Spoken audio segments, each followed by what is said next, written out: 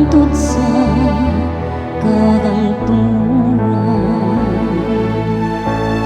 O Diyos, tugay sa imong panghukom ang hari, ug sa imong katarong ang anak sa hari. Magmando siya sa imong katawhan uban sa katarong, ug sa imong mga nag-antos nga mga anak uban sa panghukom. Ang katarong mulambot sa iyang panahon, ug ang kahimpitan sa kalinaw hangtod sa karangturan.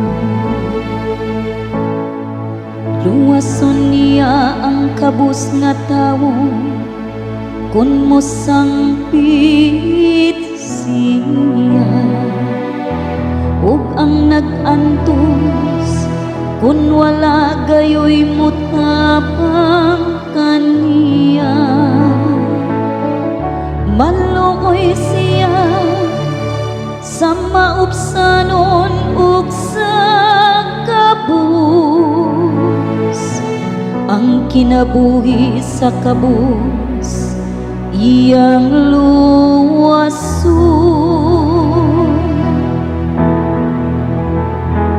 Ang katarong mulambot sa iyang panahon, ug ang kahimpitan sa kalinaw hangtod sa karangturan.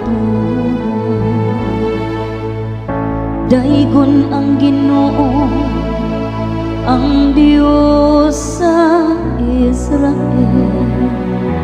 siya lamang ang naghimo sa katingalahang mga buhay, ug daigon sa kahangturan ang iyang mahimayahong ngalan. Mapuno unta sa iyang himaya ang tibuok yuta. Amen, amen.